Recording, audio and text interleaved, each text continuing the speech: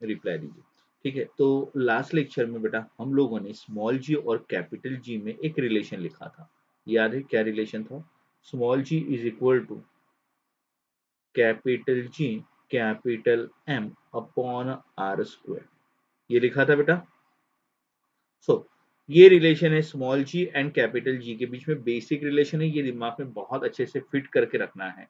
अब ये रिलेशन क्यों आया था, तो कल मैंने आपको एक पॉइंट दिखा के दिया था, weight of the any object on the earth surface is due to the which force, weight of the any object due to earth is due to the gravitational force. तो स्मॉल जी का value बेटा किसके ऊपर depend है, तो small जी का value ये depend है दो चीजों के ऊपर में, एक है मास और दूसरा है रेडियस का स्क्वायर, बराबर है। तो ये किसका, जिसके ऊपर प्रेजेंट है बॉडी, यानी ये प्लैनेट के ऊपर डिपेंड है, बराबर है। तो प्लैनेट टू प्लैनेट आपका स्मॉल जी का वैल्यू क्या होता है बेटा, प्लैनेट टू प्लैनेट स्मॉल जी का वैल्यू चेंज होता है। अगर बेटा देखो इसी में ही दो टाइप्स आएंगे, अगर आपको कहा किसी ने बेटा मास कांस्टेंट है, एम कांस्टेंट, तो क्या रिलेशन लिखोगे, G is inversely proportional to the are square, ये पॉसिबिलिटी हो सकता है। और अगर किसी ने आपको कहा कि इफ आर कांस्टेंट, देन कौन सा रिलेशन आएगा, जी is directly proportional to the M, आएगा क्या। इसमें ही एक और वेरिएशन ऐसे बन सकता है बेटा, कि जैसे कि आप लोग G is equal to G M upon are square, तो आप मास को जानते हो ना बेटा, मास, मास क्या होता है, एम इज अ मास, मास का फॉर्मूला क्या है बेटा, डेंसिटी इनटू वॉल्यूम, है क्या, मास का फॉर्मूला डेंसिटी इनटू वॉल्यूम। तो वॉल्यूम क्या होता है बेटा, अर्थ का वॉल्यूम क्या कंसीडर करेंगे बेटा, अर्थ इज अ कौन सा शेप, अर्थ का शेप बेटा, अर्थ इज स्पेरिकल शेप ना, स्पेरिकल शेप, और इस वजह से इसे लिख सकते हैं 4/3 पाई आर क्यूब, लिख सकते हैं बेटा। तो मैं ये एम यहाँ पे स्मॉल कैपिटल एम जो है मास ऑफ द अर्थ, मैं अर्थ को भी कंसीडर कर रहा हूँ, तो उसको मैं इस फॉर्मूले से रिप्लेस कर रहा हूँ। So small G is equal to G upon are square, और मास की जगह density into 4/3 pi are cube लिख सकते हैं। सिंप्लीफिकेशन करेंगे, यहाँ पे आर स्क्वायर और यहाँ पे क्यूब में से पावर कम हो जाएगा, तो क्या आ जाएगा आपके पास, small G is equal to G rho 4/3 pi R, ये रिलेशन भी याद रखेंगे। याद रखने की जरूरत नहीं है, बस आपको ये एक फॉर्मूला याद रखना है, और ये फॉर्मूला शायद हमने काफी काफी बार पहले भी यूज किया है, डेंसिटी टू वॉल्यूम, तो ये अच्छे से याद होगा ही। ठीक है, तो ये कल मैंने बताया था आप लोगों को, और इस बेस पे मैंने कुछ न्यूमेरिकल्स बताए थे सॉल्व करने के लिए। ठीक है, तो एक काम करेंगे, पहले इसका एक स्क्रीनशॉट ले लेंगे, ये कल वैसे मैंने एक्सप्लेन किया था, और इस पे हमें कुछ न्यूमेरिकल सॉल्व करने थे। हो गया बेटा आपका स्क्रीनशॉट, ओके। चलो उपेंद्र आने का है क्या अभी भी, यश आगे, हाँ। अब देखो यार, जैसे कि मैंने आपको बताया था कौन सा नंबर का, 21 का, ओके देखता हूँ मैं 21 मेरे पास मैंने लिखा है क्या, वो नहीं व्हीकल लिया है क्या 21 नंबर का, हाँ ये, आपके पास यही है क्या बेटा 21 नंबर,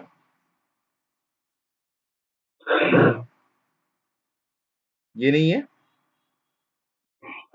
21 यानी कौन सा है फिर आपके पास, बोलिए थोड़ा सा।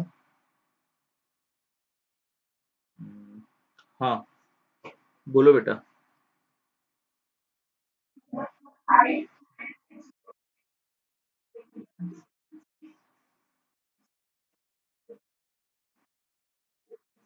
अच्छा, तो हाइट वाला न्यूमेरिकल है ना, तो हाइट वाला न्यूमेरिकल थोड़ा सा रोक देंगे, ठीक है।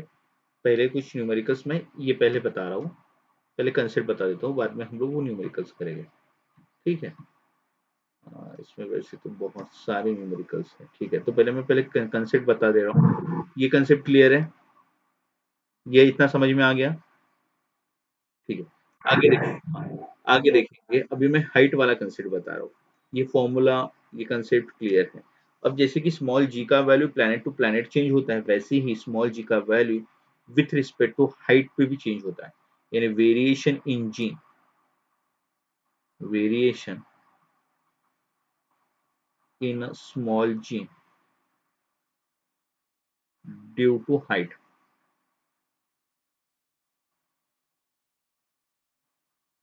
हाइट की वजह से देखेंगे बेटा। जैसे कि ये हम कंसिडर कर रहे हैं अर्थ, ठीक है, और हमारा जो ऑब्जेक्ट है बेटा, वो ऑब्जेक्ट हमारा ऑन द अर्थ सरफेस है, ये है ऑन अर्थ सरफेस, ठीक है। और यहाँ पे मैं और एक कंसिडर कर रहा हूँ केस,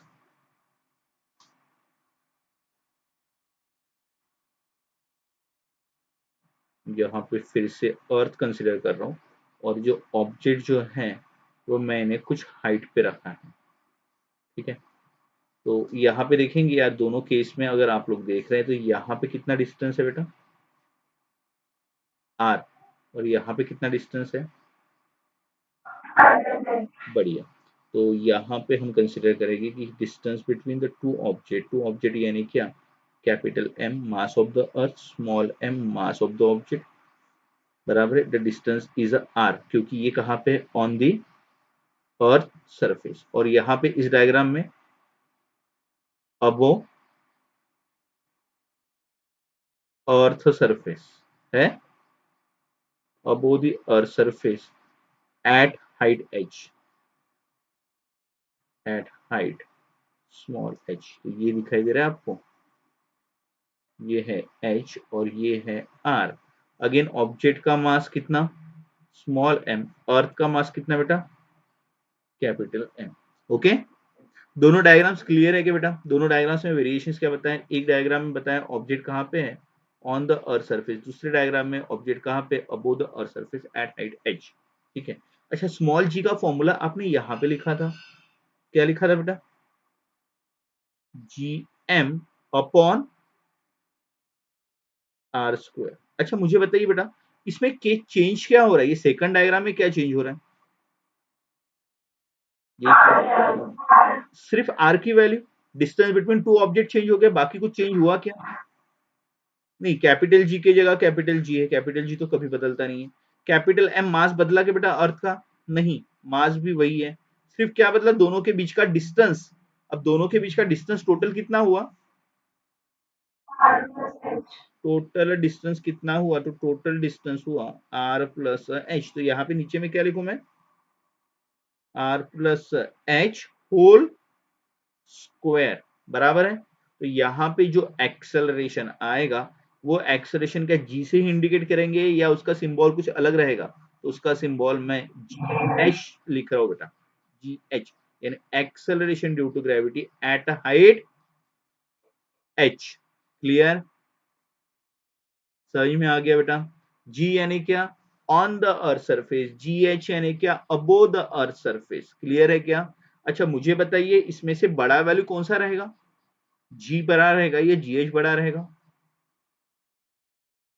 कंपैरिजन कीजिए बेटा, जी बड़ा रहेगा, क्यों, क्योंकि जी एच के केस में डिनोमिनेटर क्या हो रहा है, बढ़ रहा है, बढ़ रहा है क्या, ये देखो ना, G plus H, G H is equal to R plus H square, तो इसमें से जी बड़ा रहेगा, तो जी का value is greater than G H रहेगा, तो अर्थ पे जी का वैल्यू ज्यादा रहेगा ऑन द सरफेस। ओके, चलो दोनों को डिवाइड करते हैं, दोनों के बीच में एक रिलेशन बनाते हैं, दोनों को डिवाइड करते हैं, इक्वेशन 2 डिवाइडेड बाय इक्वेशन 1, ठीक है। तो क्या आएगा बेटा, जी H upon G is equal to, बोलो, G M upon are plus H whole square upon G M upon are square, आएगा क्या, G H upon G is equal to, G M cancel, G M, G M cancel, और ये are square कहाँ चला जाएगा बेटा, numerator में, r square upon are plus H square, ठीक है। अच्छा, तो मेरे पास रिलेशन क्या आ गया बेटा, जी H is equal to ji into, ये स्क्वायर को मैं ब्रैकेट में लिख रहा हूँ, r upon are plus H whole square. Clear, समझ में आया क्या ये रिलेशन? हाँ, अब देखो यार, ये जो रिलेशन है, ये रिलेशन हम लोगों को वेट निकालने के लिए, हम लोगों को हाइट निकालने के लिए, हाइट पे तो न्यूमेरिकल नहीं के बराबर है बेटा, वेट निकालने के लिए या जी के वैल्यू को निकालने के लिए हमें इस्तेमाल करना पड़ता है, ठीक है। ये रिलेशन आप अच्छे से याद रखेंगे। एक काम करेंगे बेटा, इसका पहले स्क्रीनशॉट ले लेंगे,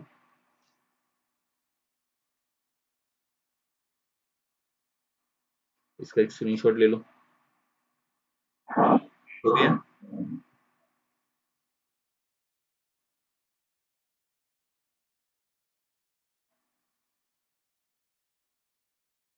कमेंट्स वगैरह करते जाओ, बोलते जाओ यार, हो गया क्या?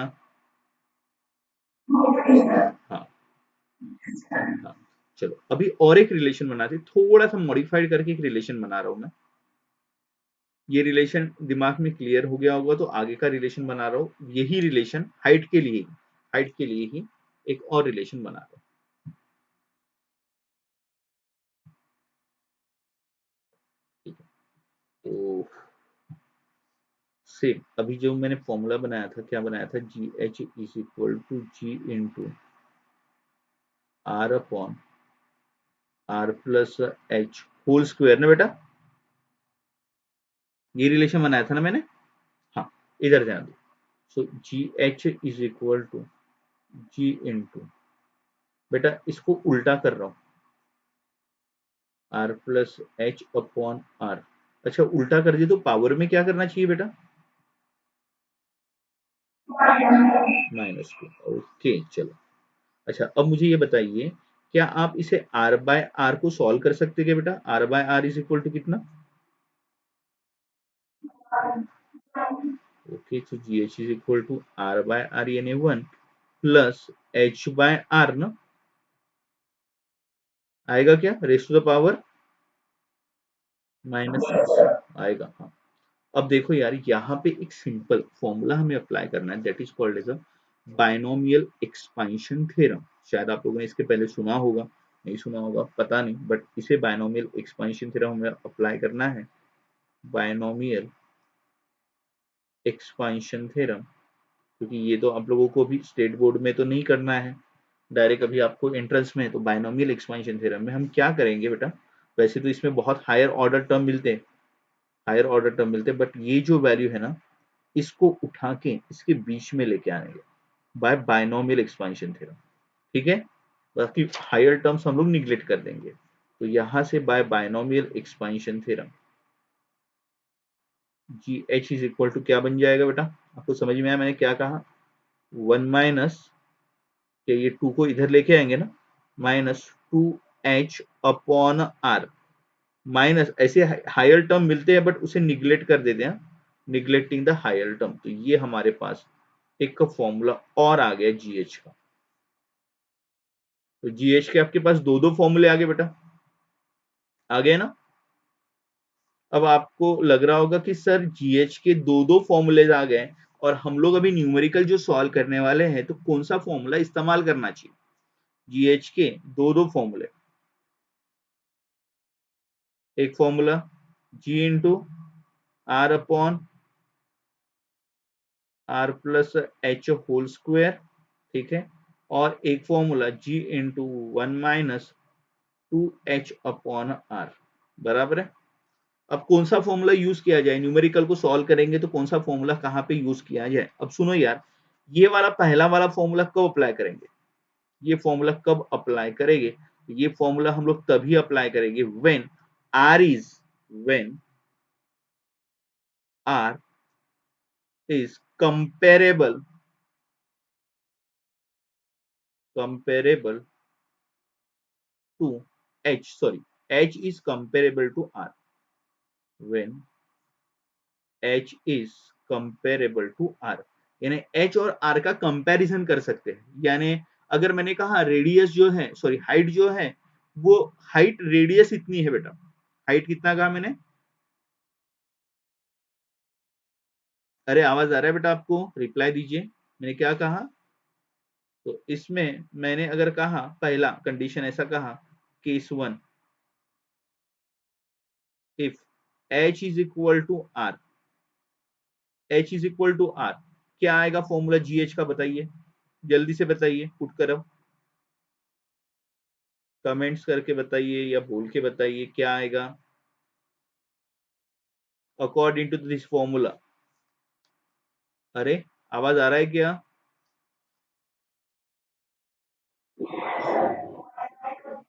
हाँ, नहीं ना, बराबर देख, जी बाय फोर आएगा ना बेटा, जी H is equal to g by four आएगा।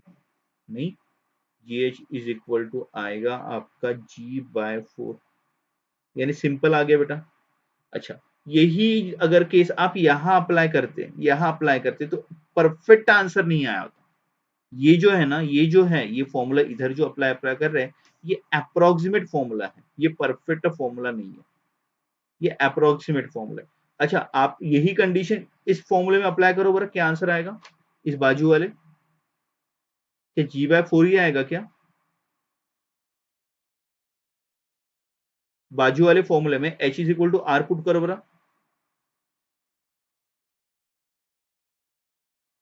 कितना आएगा?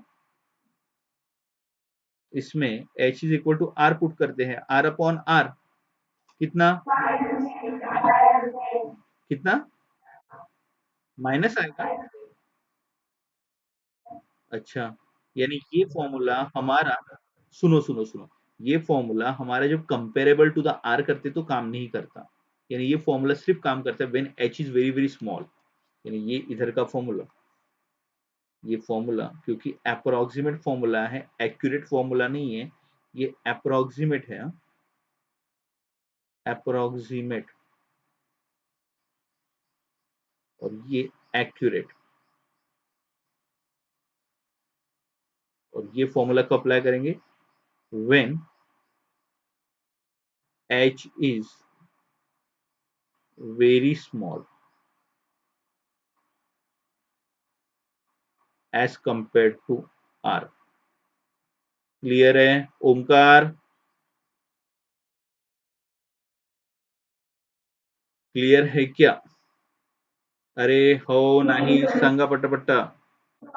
ओके, चलो, ये केस नंबर वन आपको समझ में आ गया। अच्छा, मैंने अगर आपको ये कहा, हाँ सुनो सुनो बेटा सुनो, मैंने कहा कि यार आप अर्थ के ऊपर में हो और आपका अर्थ पे वेट जो है ना वो 100 किलो का है, कितना? कितना कहा? 100 किलो। और मैंने आपको उठाया, और आपको उठाया अर्थ के ऊपर लेके गया, कितना हाइट ऊपर लेके गया? आर। कितना हाइट ऊपर लेके गया बेटा मैं? आर हाइट ऊपर लेके गया, तो आपका वेट कितना रहेगा? समझ में आ रहा है क्या? अच्छा, वेट का फॉर्मूला क्या है? एम इंटू जी ना बेटा, इधर एम से मल्टीप्लाई करो, इधर भी एम से मल्टीप्लाई करो, तो क्या आएगा? डिवाइड में क्या आ गया? फोर, यानी वेट कितना हो गया? बोलो जल्दी से, वेट कितना हो गया? अरे 25 किलो। आया क्या समझ में? हाँ या ना, रिप्लाई देते जाओ रे बाबा। तो यहाँ पे देखो एम जी, और ये सफिक्स में h is equal to m g by four. मैंने क्या कहा था आपका वेट कितना है बेटा? 100 किलो है, कहाँ पे? अर्थ के ऊपर में, बट मैंने आपको उठा के कहा लेके गया, कितने ऊपर लेके गया? H is equal to r, तो वेट कितना आ गया बेटा? 25 किलो के आप बन गए, बन गए क्या हल्के फुल्के? यानी आपका वेट 25 किलो वेट हो गया। आया समझ में? ओके, हाँ, तो अब ये कंडीशन है, ये तो आपको शायद समझ में आ गया, ठीक है। अब बात करते बेटा सेकंड कंडीशन की, क्या हो सकता है कंपेरेबल टू, तो मैंने कहा, तो इसमें दूसरा पॉसिबिलिटी मैं ले रहा हूँ, इसमें दूसरा possibility, case number two, h is equal to r by two में क्या होगा बेटा? सॉल्व करो जल्दी से, एच की जगह आर बाय टू पुट करते तो कितना आएगा? G H is equal to, जल्दी से कमेंट्स करके बताइए, g H is equal to कितना होगा? r/2। r तो कैंसिल हो जाएगा ना वो,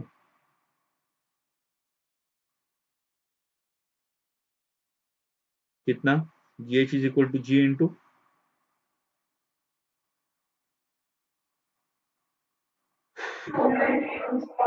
अरे स्क्वायर, स्क्वायर को भूल गई क्या बेटा, 3/2 आएगा वो, और 2/3 का स्क्वायर यानी 4/9 आएगा। हाँ, आएगा क्या, 4/9 ऑफ जी, क्लियर, 4/9 ऑफ जी। अच्छा, इसमें और एक कंडीशन, अगर h इज इक्वल टू मैंने 2r कर दिया तो बेटा,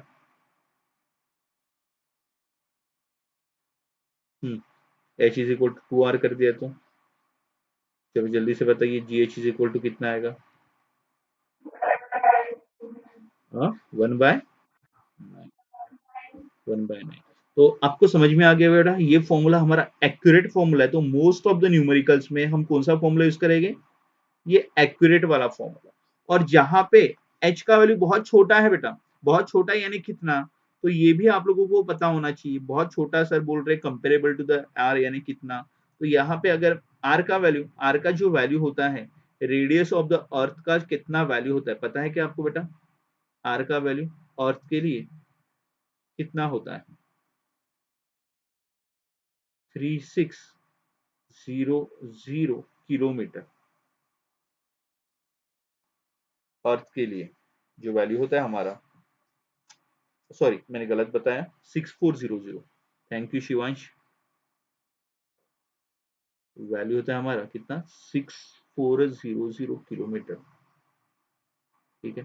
तो इसके वन फोर्थ पार्ट, यानी इसके 1/8 पार्ट तक हम लोग काम कर सकते हैं, यानी ये formula h is comparable to, यानी ये फॉर्मूला अप्लाई करेंगे when h is a greater than 800 kilometre, इसके ऊपर जब रहेगा ना, जब जब न्यूमेरिकल में 800 किलोमीटर के ऊपर रहेगा तो ये वाला फॉर्मूला इस्तेमाल करेंगे, और उससे अगर कम है बेटा, उससे अगर कम है, बहुत कम वैल्यूज है, तो ये वाला फॉर्मूला इस्तेमाल करेंगे, ठीक है। दिमाग में फिट हो गए बेटा दोनों फॉर्मूले, यस नो, दोनों फॉर्मूले दिमाग में फिट हो गए। चलो न्यूमेरिकल सॉल्व करते हैं अभी, कुछ वेट वाले न्यूमेरिकल, कुछ जी वाले न्यूमेरिकल, कुछ जीएच वाले न्यूमेरिकल, ठीक है। और फॉर्मूला कौन सा यूज करेंगे मैक्सिमम टाइम, ये एक्यूरेट वाला, ये फॉर्मूला अप्रोक्सीमेट है, क्यों, क्योंकि यहाँ पे हायर टर्म्स को निग्लेक्ट किया हमने, निग्लेक्टिंग द हायर टर्म, यानी यहाँ से परफेक्ट आंसर नहीं आता, निग्लेक्टिंग हायर टर्म। एक काम करेंगे, आगे बढ़ने के पहले स्क्रीनशॉट ले लो, फिर हम लोग न्यूमेरिकल को स्टार्ट करते हैं।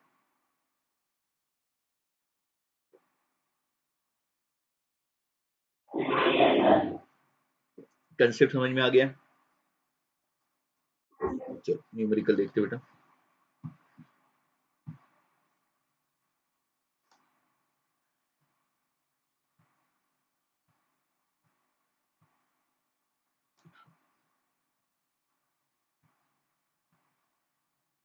ये न्यूमेरिकल है बेटा आपके पास, फोर्थ नंबर में अवेलेबल,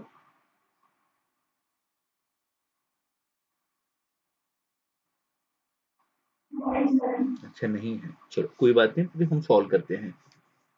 क्या दिया हुआ है आपको, दिया हुआ है कितने, दो अलग अलग प्लैनेट्स दिया हुआ है, जिनका डेंसिटी कैसी है, सेम, डेंसिटी यानी किससे रिप्रेजेंट करते हैं बेटा, रो ना, density constant, but their radius are r1 and r2, radius अलग अलग है, एक की रेडियस r1 है, दूसरे की रेडियस r2 है।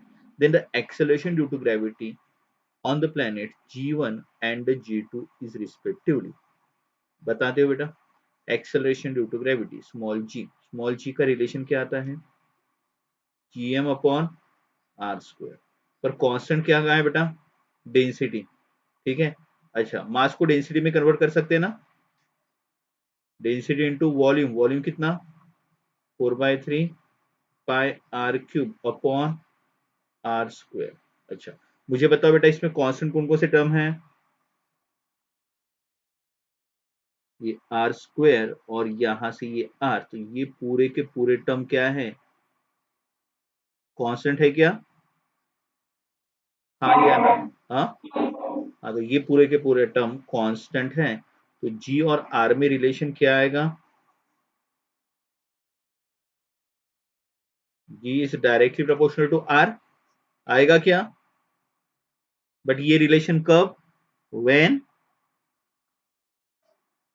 Density constant. अगर डेंसिटी कांस्टेंट नहीं होता तो जी का रिलेशन आर के साथ क्या लगता है? Inversely proportional to the are square. ठीक है, तो आंसर क्या आएगा बोलो जल्दी से? ऑप्शन नंबर 1 आएगा। महेश, क्लियर है कि न्यूमेरिकल? ओके, सिंपल था। एक काम करेंगे बेटा, जल्दी से स्क्रीनशॉट ले लेंगे।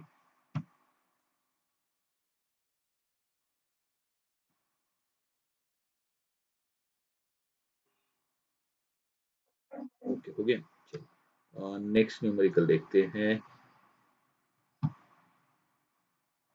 चलो देखो यार, ये इस टाइप का न्यूमेरिकल है शायद आपके पास। ये यही है क्या 9th नंबर? प्लीज चेक कीजिए। नहीं है? है? अरे वाह, क्या बात है। A body weights 100 gram weight, actually 100 gram weight ही हमारा स्टैंडर्ड यूनिट नहीं है, बट ऑप्शन में भी ग्राम वेट दिया है तो कोई बात नहीं है। बॉडी का वेट कहाँ पे बताया है बोलो? On the surface. ओके, तो बेटा इसको मैं प्रॉपरली लिख रहा हूँ, देखो। Weight on the surface, weight on the surface कितना? 100 ग्राम वेट। ठीक है, weight on the surface, weight on the surface यानी मैं वेट का फॉर्मूला क्या बेटा? एम इंटू जी ना। सरफेस के लिए स्मॉल जी ही लेते हैं मैं। हाँ, फिर आगे में क्या पूछा गया? How much will be the weight, कितना वेट आएगा on the surface of the planet, on the surface of the planet, surface of the planet whose mass is, whose mass is, उसका मास कितना बेटा? 1/7। ओके, तो wait पूछा गया है एक ऐसे प्लैनेट पे, बराबर है, तो ये वेट कहाँ का है? सरफेस पे है, बट ये वेट मैं सरफेस पे ना लिखते हुए weight on the earth surface, बराबर है। और आपको पूछा है वेट ऑन द प्लैनेट, पूछा है बेटा आपको वेट ऑन द प्लैनेट आपको पूछा है, यानी यहाँ पे एम जी, और जी का वैल्यू किसके लिए होगा? प्लैनेट के लिए। ऐसा ही होना चाहिए। समझ में आया क्या? ये जी का वैल्यू किसके लिए? अर्थ के लिए, और ये जी का वैल्यू किसके लिए? प्लैनेट के लिए। ऐसा ही पूछा है कि आपको, एक बार पढ़ेंगे न्यूमेरिकल क्या पूछा है। How much will weight on the surface of the planet whose mass, condition दिया है, क्या दिया है? मास। ऐसा सरफेस, ऐसा प्लैनेट जिस प्लैनेट का मास, मास ऑफ द प्लैनेट कितना दिया हुआ है? 1/7 ऑफ मास ऑफ द, किसके मास में? अर्थ के मास। और रेडियस कितना दिया है बेटा? Radius of the planet is equal to कितना? Half of radius of the earth, ऐसा ही दिया है। कैपिटल से नोट करते हैं हम लोग रेडियस को। Radius of the planet is equal to half of radius of the earth, ऐसा ही दिया है। हाँ, तो आपको सिंपली यार ये तो पता है ना, जी का फॉर्मूला पता है आपको? बोलो, जी का फॉर्मूला क्या?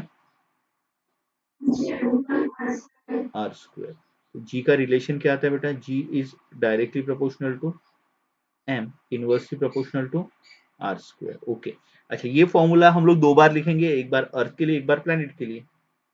अर्थ के लिए, प्लैनेट के लिए। हाँ, दोनों सरफेस पे ही है ना। हाँ, तो क्या लिखेंगे? Planet upon, planet upon earth is equal to क्या लिखूं? Mass of the planet upon mass of the earth into, क्या लिखा जाए बोलो?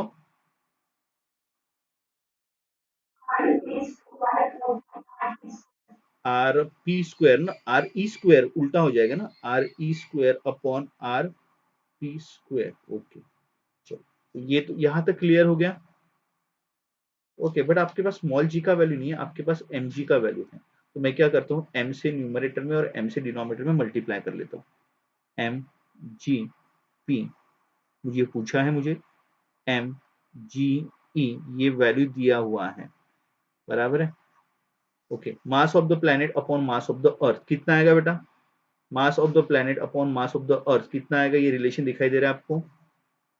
M p upon m e का वैल्यू कितना आएगा? M p upon m e का वैल्यू कितना आएगा? 1/7। ओके, चलो बहुत अच्छी बात है, 1/7। ओके, और यहाँ पे r e upon r p 1/2। R e upon r p is equal to कितना आएगा? 2 आएगा ना। अच्छा, क्लियर। ओके, तो मुझे एम जी पी यानी क्या बेटा? वेट ऑन द प्लैनेट है, और एम जी यानी क्या? Weight on the earth. Earth पे वेट कितना दिया है? 700। 1/7 into 4। Clear. So weight on the planet is equal to 700 को उधर भेज दीजिए बेटा, 700 अपॉन 7 इंटू 4। आ गया आंसर? आ गया क्या? तो योर आंसर इज कितना बेटा? 400 400 ग्राम वेट। आया समझ में? शायद इसी टाइप का एक न्यूमेरिकल था जो आपको नहीं जमा था, कैसे वैल्यूज पुट करना है वगैरह, ऐसा पूछा था। हाँ आर्यन,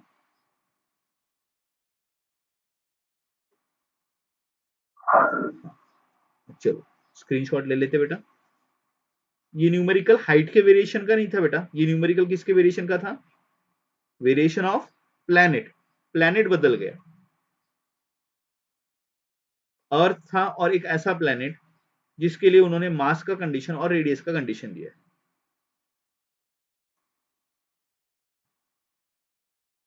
स्क्रीनशॉट ले लो बेटा।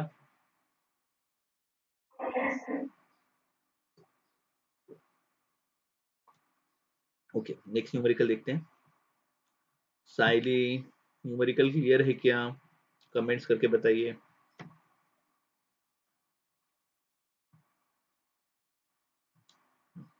ये न्यूमेरिकल, अच्छा ये भी बता देता हूं मैं।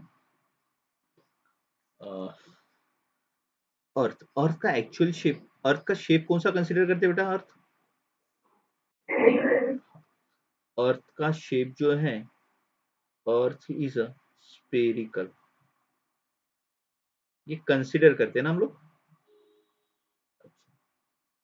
ये हम कंसीडर करते हैं, बट एक्चुअल क्या है? बट एक्चुअली क्या शेप है? हाँ? ओके, याद है, पता है, अर्थ का शेप ऐसा है ना, ऐसा है क्या? तो अर्थ का शेप, एक्चुअल जो शेप है, ये शेप कुछ ऐसा है। एक्चुअली हम लोग इसे कंसिडर कर सकते हैं अंडे की तरह, एलिप्टिकल, इलिप्टिकल है, यानी हाँ ओवल इलिप्टिकल कंसिडर कर सकते हैं। यहाँ पे रेडियस आप कहीं पे भी निकालो, यहाँ पे भी आर, यहाँ पे भी आर। अच्छा, मुझे बताओ यार, यहाँ पे अगर मैं इलिप्टिकल कंसिडर करता हूँ, कहाँ रेडियस ज्यादा, कहाँ पे रेडियस कम? ये दोनों सेम रहेगा क्या रेडियस? अच्छा, डिफरेंट डिफरेंट रहेगा, पक्का? यानी ये पॉइंट क्या कहलाता है? पोल कहलाता है ना ये पोल, नॉर्थ पोल साउथ पोल, बराबर है। और ये क्या कहलाता है? इक्वेटर। ओके, अच्छा, तो कहाँ का रेडियस ज्यादा बड़ा दिखाई दे रहा है? रेडियस ऑफ ये पोल ना, और ये रेडियस ऑफ इक्वेटर, कौन सा रेडियस बड़ा दिखाई दे रहा है? पक्का? हाँ, यानी अगर मैं बात करता हूँ तो रेडियस ऑफ इक्वेटर, यहाँ पे अगर बात करता हूँ तो radius of equator is a greater than radius of a pole, है क्या? Radius of equator is greater than radius of a pole, आएगा? और पता है कि एक्चुअल में आपका radius of equator is equal to radius of pole plus 21 kilometre, almost 21 kilometre का फर्क है, इतना बड़ा है। इक्वेटर का जो रेडियस है आपके पोल के कंपैरिजन में उससे इतना 21 टाइम्स 21 किलोमीटर से बड़ा है, 21 टाइम्स ने 21 किलोमीटर से बड़ा है। ओके, अब मुझे बताओ यार, स्मॉल जी का वैल्यू आप जानते हो ना, स्मॉल जी का फॉर्मूला क्या है? GM upon are square. Okay, अच्छा मुझे बताओ यार, जिसका आर ज्यादा होगा उसका जी क्या होगा? आर ज्यादा होगा तो जी का वैल्यू क्या होगा? कम होगा। अच्छा मुझे बताओ, जी का वैल्यू ज्यादा किसके लिए है? इक्वेटर के लिए कि पोल के लिए? ज्यादा होगा, क्यों? पोल के लिए रेडियस क्या है? पोल के लिए रेडियस कम है। पोल के लिए अगर मैं बात करता हूँ फॉर पोल, या मैं कंपेयर करता हूँ यहाँ पे, radius of a pole is smaller than radius of the equator, therefore g of a pole is greater than g of equator. आया क्या समझ में?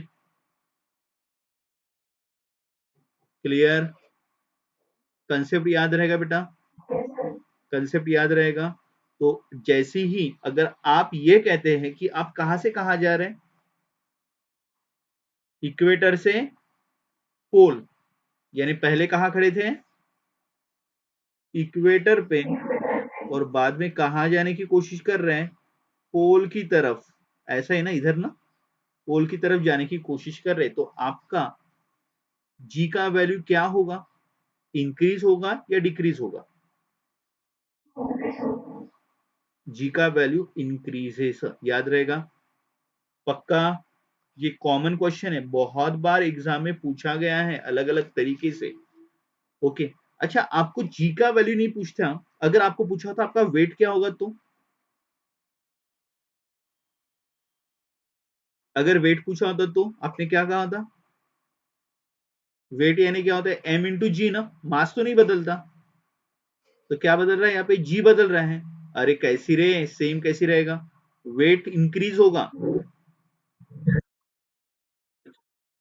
हाँ, इंक्रीज ही होगा ना, हाँ, पहले के क्वेश्चन जैसे ही रहेगा, इंक्रीज। वेट भी क्या होगा बेटा? इंक्रीज। अच्छा अगर मैंने क्वेश्चन ये पूछा कि आप पोल से इक्वेटर पे जा रहे हो, तो डिक्रीज। समझ में आ गया? कंसेप्ट याद रहेगा? तो रेडियस किसका बड़ा होता है? रेडियस हमारे पोल पे छोटा होता है, इक्वेटर पे बड़ा होता है। इक्वेटर पे रेडियस ज्यादा होता है, इसी वजह से जी का वैल्यू छोटा होता है। क्लियर?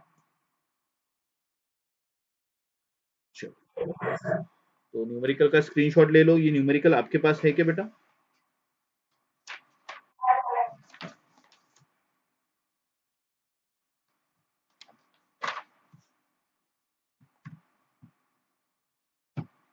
स्क्रीनशॉट हो गया ना? अच्छा, नेक्स्ट।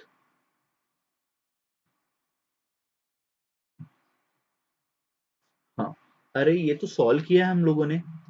इफ आर इज अ, ये सॉल्व किया ना आपने। If r is a radius of earth, g is a acceleration due to gravity on the earth surface, the mean density of the earth is, यानी rho का value पूछा है। ये निकाल सकते हैं ना ये आप लोग, रो का वैल्यू आपको तो आता है। स्मॉल जी का formula GM upon are square, है ना? ये सॉल्व किया है ना आपने। और मास को क्या रिप्लेस करते हैं, जल्दी जल्दी बताइए?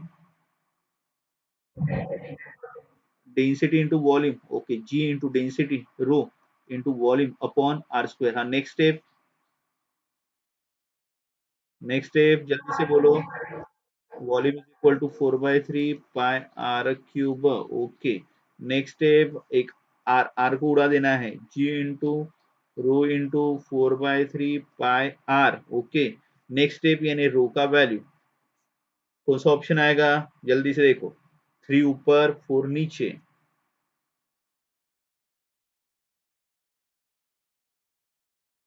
कौन सा ऑप्शन आएगा? 3 into g upon capital g by r. कौन सा? Option third.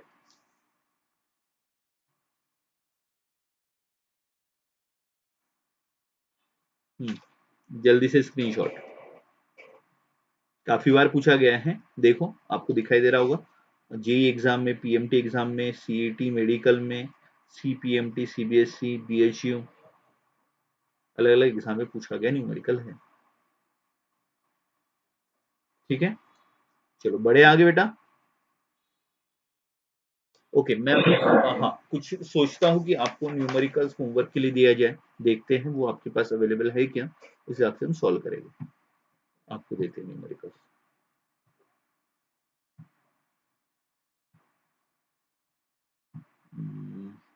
हाँ, ये आप सॉल्व कर सकते हो बेटा। 20 नंबर का है क्या आपके पास? देखिए, हाँ, 20 फॉर द होमवर्क, नोट कर लीजिए। और फोटो निकाल के भेजना है मुझे। देन नेक्स्ट 21 ये है। 21 तो था, अभी आ जाएगा ये न्यूमेरिकल। आएगा क्या बेटा? हमने वो प्लेनेट का न्यूमेरिकल सॉल्व किया था। अब प्लेनेट की जगह उस प्लेनेट को नाम दिया मून, यानी जी और जी एम ऐसा करना पड़ेगा। निकल जाएगा ना? हाँ, नेक्स्ट।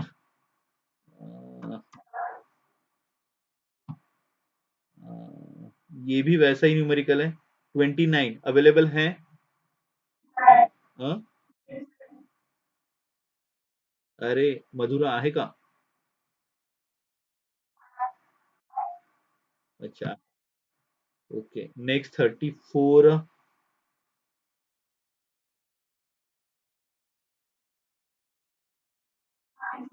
है। If the density of the small small planet is same as that of earth, density constant है। तो डेंसिटी कांस्टेंट है तो जी और आर में रिलेशन क्या लगता है, पता है ना आपको? G is directly proportional to r. Okay, next.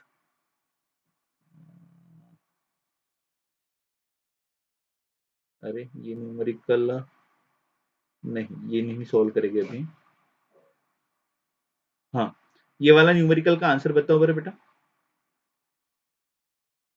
यार अगर हम लोग शक्कर खरीदने जाते हैं तो प्रॉफिटेबल शक्कर कहाँ मिलेगी? 1 किलो की शक्कर प्रॉफिटेबल कहाँ मिलेगी? पोल पे या इक्वेटर पे? हाँ, इक्वेटर पे प्रॉफिट मिलेगा हमें। क्यों? जी की वैल्यू कम रहेगी तो क्या होगा? वेट भी कम आएगा। वेट कम आएगा। वेट कम आएगा कि कैसे?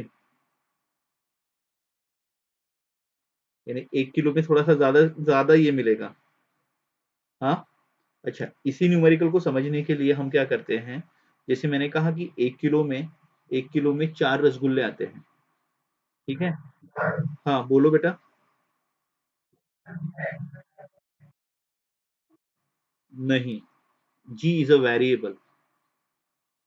जी इज अ वेरिएबल, सरफेस के हिसाब से, पोजीशन के हिसाब से, लोकेशन के हिसाब से, डेप्थ के हिसाब से ये वेरिएबल होता है। हम कंसीडर करते हैं 9.8, अब वेरिएबल होता है यानी बहुत ज्यादा वेरी नहीं होता बेटा शिवांश।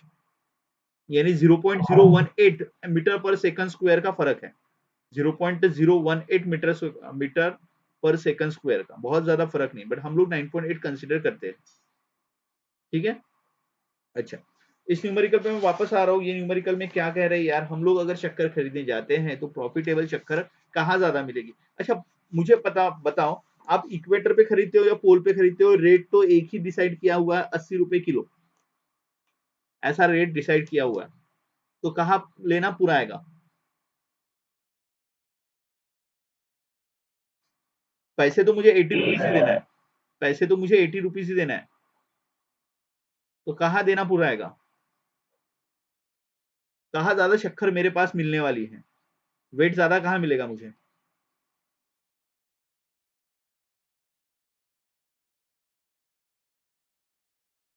अरे बताओ ना जल्दी से। पोल में वेट ज्यादा मिलेगा यार, यानी जल्दी से 1 किलो भर जाएगा ना मेरा। हाँ, तो 1 किलो यार जल्दी से भर गया तो। हाँ, तो इक्वेटर में कैसे होगा? अपना थोड़ा सा 2-4 दाने ज़्यादा मिल जाएँगे, 2-4 ज़्यादा दाने मिल जाएँगे। यानी इधर अगर मैं 80 किलो वाला रसगुल्ला खरीदता हूँ, तो इधर मुझे 3 रसगुल्ले मिलेंगे और इधर शायद मुझे 3.5 रसगुल्ला मिल गया। ऐसा होगा ना? तो इधर आधा रसगुल्ला ज़्यादा मिल गया यार, फ़ायदा हो गया। हाँ या ना? तो खरीदने कहाँ जाएँगे बताओ? पक्का? उड़ाएगा नहीं ना, पर पेट्रोल खर्च होगा बहुत। हाँ, चलो ठीक है। कंसेप्ट समझ में आ गया? ओके। ये 54 वाला न्यूमेरिकल देखो आपके पास है क्या? 54। ओके, चलो ये भी सॉल्व करना है। ये भी आ जाएगा, आपको रेडियस का रेशो दिया हुआ है और यहाँ पे डेंसिटी का रेशो दिया हुआ है। रेडियस और डेंसिटी का रेशो आपको आता है ये। नेक्स्ट 55 वाला न्यूमेरिकल देखिए बेटा। यहाँ पे मास और क्या कहा है, मास और डायमीटर के बारे में, यानी रेडियस है क्या अवेलेबल 55? ये भी सॉल्व करना है। मास और डायमीटर, डायमीटर यानी रेडियस का रेशो कंसीडर कर सकते हैं। अ, अच्छा ये परसेंटेज वाला छोड़ दो, ये बता दूंगा मैं। अ, इससे रहने दीजिए। ओके, तो ये न्यूमेरिकल जो बताया मैंने वो सॉल्व कर लेंगे और कल इसे डिस्कस करेंगे और ये बाकी जो भी है वो मैं कंप्लीट करवाऊंगा। ठीक है, चलो तो आज के सेशन को यहीं पे हम लोग एंड करते हैं और आज का